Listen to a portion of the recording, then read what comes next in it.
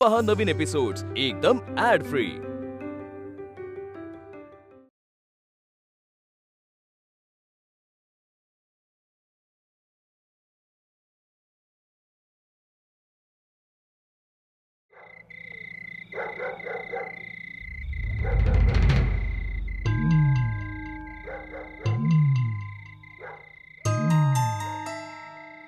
म्हटलं हे सगळं असं घडलं। अरे परमेश्वरा, हो तरी शंकर त्या दिवशी एवढा चमत्कारिक वागत होता। बरोबरच आहे, घरात सगळा असा प्रकार घडला म्हटल्यानंतर कोणी संतापानं बेभान होणारच। हो पण मी म्हणतो गोष्टी या थराला जाईपर्यंत हे सगळे झोपा काढत होते की काय? त्या अश्वित प्रभाकरचे आणि नर्मदेचे असले उद्योग घरात चालू आहे ते कोणालाच कसं कळले नाही? ती रुक्मिणी एरवी नाकानं कांदे सोडत असते, तिलाही कळले नाही का? मी म्हणतो कळूनही काय बोलताय आपण? हे असं कोणी जाणून बुजून करतं का? काही सांगू नका। बल्लाळराव परचुऱ्यांची बायको आहे ती। नवमतवादाचे वारे तिच्याही डोक्यात आहेतच। त्या पुण्या मुंबईला जोर धरू लागलेले विधवा विवाहाचे विचार ते वारे तिच्याही डोक्यात संचारले असणार। नवे नवे फूसही असेल त्या बाईची, काही नेम नाही।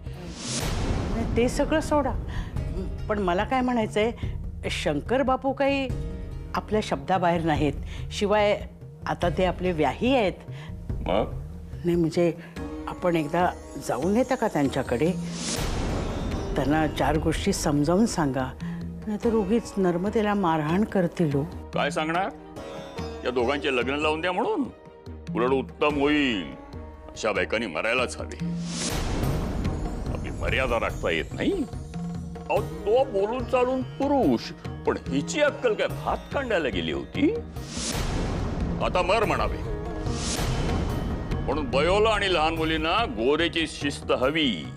हो, पण बयोला शिस्त लावण्याचे अधिकार तुम्ही गोदेला दिलेत, हे काही बरोबर नाही केलं। आम्ही बरोबरच केले। बायकांनी मर्यादेतच राहायला हवे, त्यांनी मनाला आवर घालायला हवा। पुढे येणारा काळ कठीण आहे, काय होईल ते सांगता येत नाही, पण बायकांनी मर्यादेतच राहायला पाहिजे, त्रिकालाबाधित सत्य आहे। म्हणून यशोदेवर गोदेचा चाबूक हवा। आता माया करायला तुम्ही आणि सुलोचनातच। राधेनी मुलांना इथं पाठवलं ते बरंच केलं, राहू दे त्यांना इथे। मग तुम्ही? नाही, त्या नर्मदेच्या प्रश्नात आम्ही लक्ष घालणार नाही। त्या परचुऱ्यांच्या प्रश्नात आपण न पडलेलेच बरं। पण नाही, हा विषय संपला। चला, झोपली सखू, आता आम्हालाही झोप येते। आम्ही जातो झोपायला, तुम्ही शांत झोपा इथे। हो, नाहीतर काहीतरी ऐकू यायचे आणि सखू म्हणायची, आत काय वाजते? चुर्र फुर्र। चला।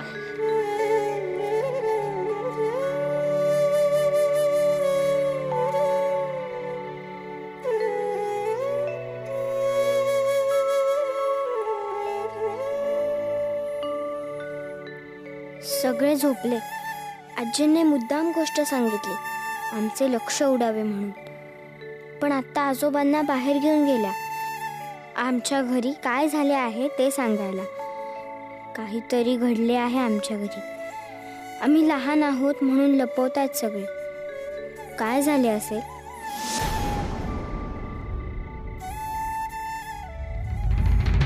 नर्मदेवर प्रेम केले म्हणून जीवानीशी मारत होते तुला, पण एकटा नाहीस तू, मी आहे तुझ्या पाठीशी। आताच जातो आणि दाखवतो त्यांना, एक घाव दोन तुकडे करून टाक। नाही तताई म्हणा नको बाळकृष्ण, जनार्दनने मला वाचवले, पण नर्मदाला मारून टाकतील रे ते। अरे प्रभाकर, काळजी करू नकोस, मी बघतो, सोडवतो तिला।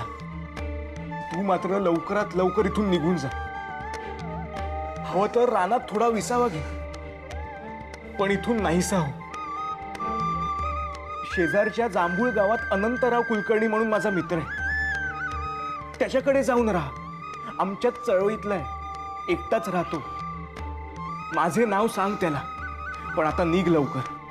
जातो.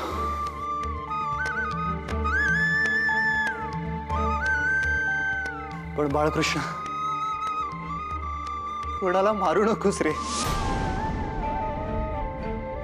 त्यांनी आज मला मारले असले तरी इतकी वर्ष मुलासारखेच वागवले आहे रे. मी कृतज्ञ नाहीये. तुझी नेती हेच तुझे बळ आहे. सारे ठीक होईल. मी वचन देतो, कोणास मारणार नाही. परंतु आता निघ.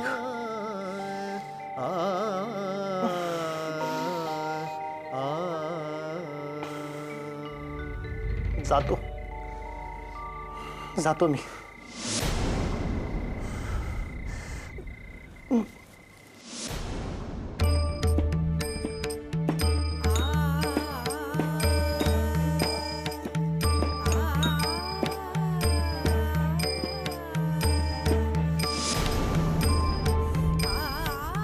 काय प्रसंग आणलास रे देवा. पण जर मी हे नाही केले तर याच विषारी पाल्याचा रस नाक दाबून माझ्याच घशात होताला कमी नाही करणार आहे.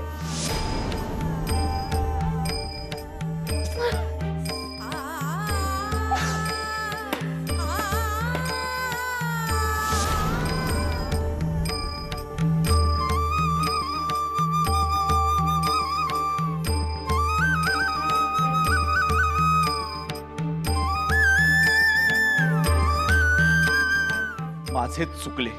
पोळक्या डोक्याने सासरी निदान उसळ माथ्याने मेली असती. पण नाही, मला पान्हा फुटला आणि घेऊन आलो तिला इथे. आणि काय झाले, काढले ना धिंडवडे. आणि तो प्रभाकर कधीतरी त्याला आश्रितासारखा वागवला का, तुझा भाव दिला. पण नाही, त्याने डाव साधला. तो बोलून चालून पुरुष आहे, पण ही बाई आहे हिला कळत नाही. मर्यादा सोडून गेली त्याच्या गळ्यात. आता बापू तिला जिवंत ठेवणार नाही. अहो, नका हो, नका असे बोलू. चुकलेच त्यांचे, अगदी चुकले. तुम्ही हवी ती शिक्षा द्या त्यांना, पण जिवंत ठेवा त्यांना. अहो, बहीण आहे ती तुमची. मी हात जोडते हो, हवेचा पाया पडते. काय करताय? माझ्या हातात काहीच नाहीये.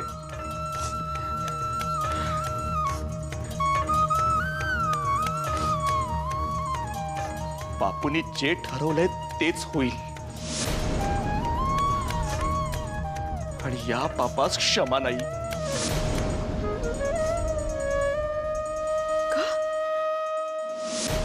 कपाळी कुंकू असले तर हे वागणे पुण्याचे, आणि नसले तर ते पाप. कोणी ठरवले हे सारे? ते मला ठाऊक नाही.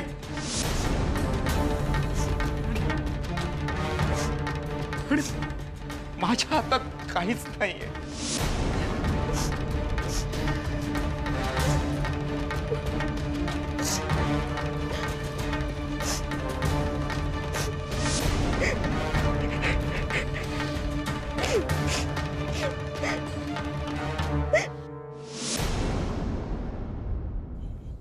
बासुंदी बासुंदी. प्रभाकर दादा चांगला चांगला चांगला. मी मी मी फटका फटका.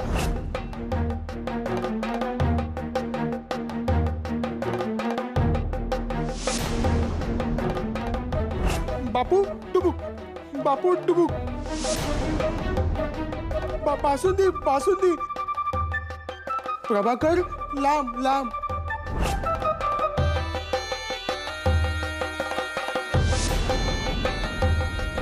राग राग. बासुंदी बासुंदी. देवीश नर्मदेचं चार. म्हणजे विषय संपला. ती आटोपली की नदीत ढकलू तिला रात्री उशिरा. बासुंदी बासुंदी.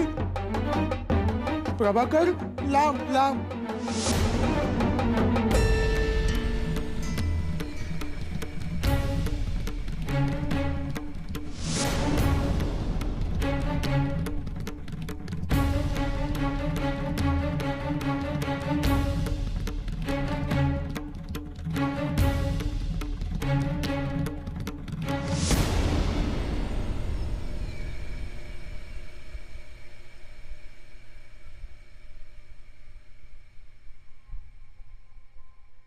काय चालले असेल घरी?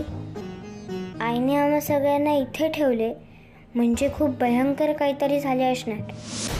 घरी जाऊन बघू का काय झाले आहे ते. मला तर काळोखाची भीती नाही वाटत. मला कोणी पाहिले तर ओरडतील, पण मी गुपचूप जाईन म्हणजे कोणी पाहणारच नाही ना. जातेच.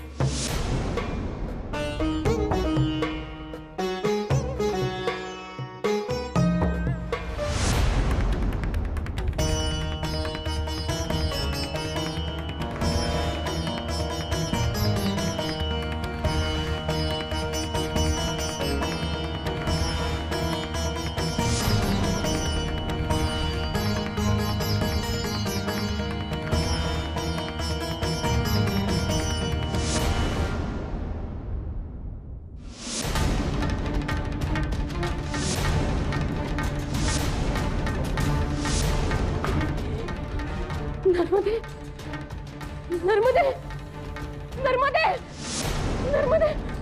अहो अहो अहो.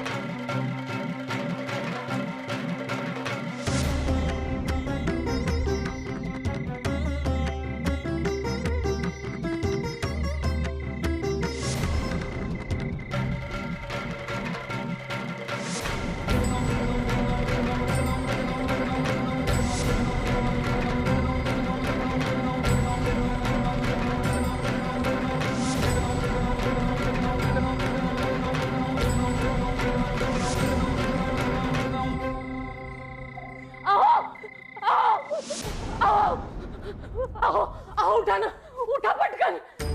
अगो काय झाले? आग लागली की काय? अहो लागलीच आहे आग. तुम्ही मला जिथे नर्मदेस डांबून ठेवायला सांगितले होते ना, मी गेले होते तिथे, पण ती नाहीये खोलीत. खिडकीला दोरी लोंबकळत होती. नर्मदा पळून गेली. अशी कशी पळाली? लक्ष कुठे होते? हा, एक काम धड करता येत नाहीये. आता ते विषय ना ते तुम्हीच प्या. नारायणा नारायणा, अरे झोपलास काय इकडे? नारायणा, ए नारायणा. काय झाले? अरे नर्मदा ती अवदसा पळाली. मशाली काढा. चला चला चला मशाली काढा. काकू काय करायचं होतं? कुठे काय करणार आहात तुम्ही? सगळे आम्हीच निस्तरायचे. तुम्ही मात्र लेकीला मांडीवर घेऊन बसा. जगात काय इतर पोरींचे लग्न होत नाहीत की काय? किती ती कौतुक दिवस रात्र. तुझ्या गळ्यात हार, माझ्या गळ्यात मात्र शिव्यांची लाखोली. मरू देता नर्मदे आणि तुम्ही मरा.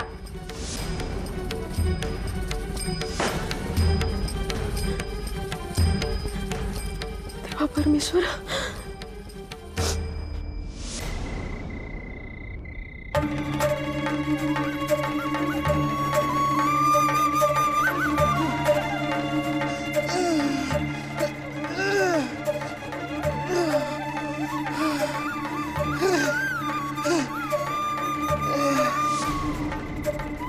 अरे मामा, तू एवढ्या रात्री बैलगाडी घेऊन कुठे चाललायस? आणि काय आहे त्या बैलगाडीत?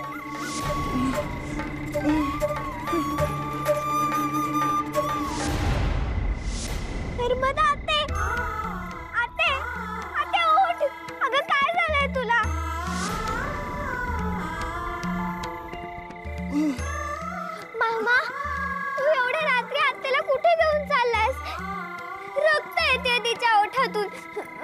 अरे मामा सांग ना तू नर्मदा आत्याला का घेऊन चाललास?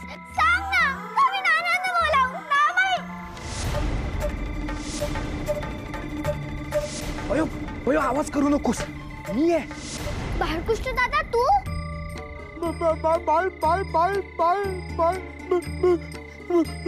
अरे पण बाळकृष्ण दादा, जनार्दन मामा नर्मदा आत्याला एवढ्या रात्री कुठे घेऊन जातोय? केवढे तरी लागले आहे तिला, रक्त येते तिच्या ओठातून, उठतही नाहीये ती.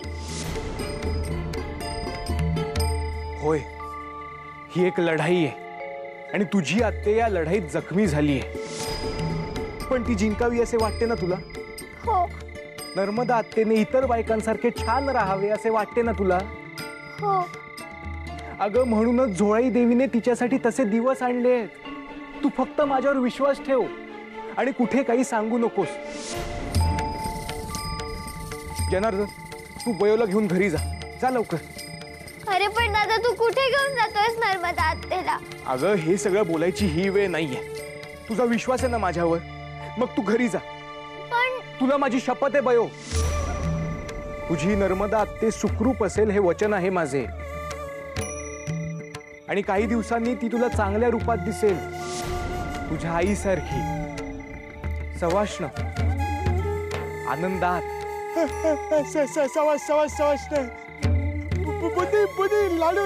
लाडू. कोणीतरी येते वाटते. तुम्ही घाई करा, पळा.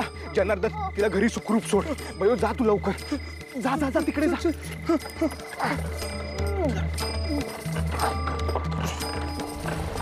सुभद्रे.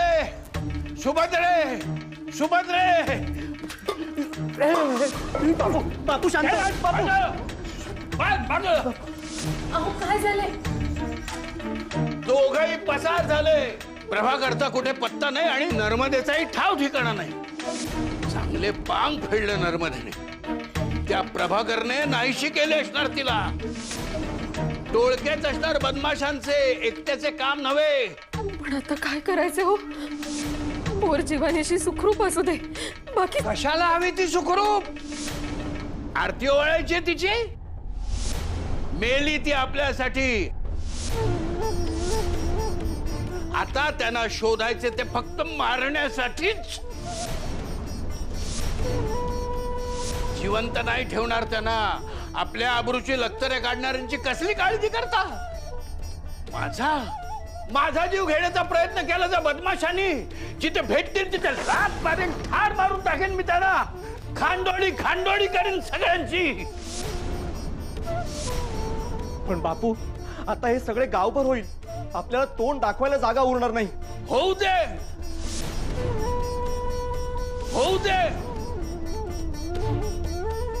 गावभर होऊ दे.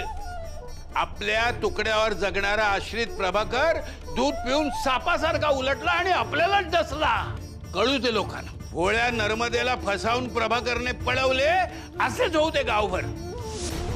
नाही तर विनाकारण आपल्याला वाढीत टाकतील.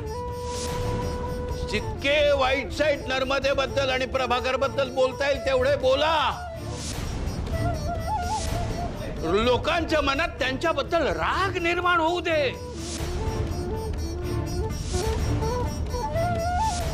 मला मारतो, मला या शंकर परचुरेला मारतो. मला ठोका बोंबा ठोका त्यांच्या विरुद्ध. जिथे दिसतील तिथे लोकांनी ठार मारलं पाहिजे.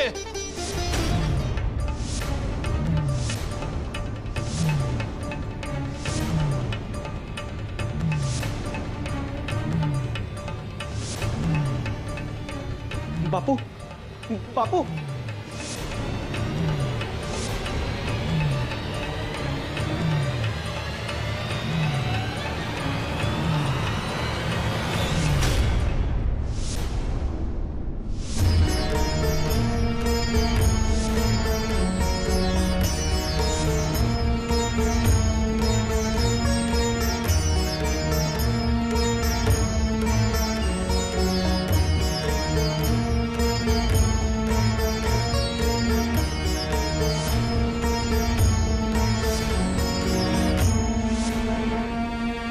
मामा, अरे थांब, मला उतरव आधी खाली.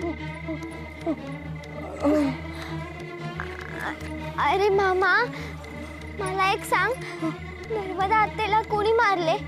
नक्की काय झालंय घरी? आणि काल पूजा होती तर घरचे उशिरा आले आणि बापू रागावले म्हणून न जेवताच गेले. आईने मुलांना आहोंच्या घरी सोडले. आणि मामा, सांग ना नक्की काय झाले आहे ते. मी त्याच्यासाठीच इकडे आले आहे.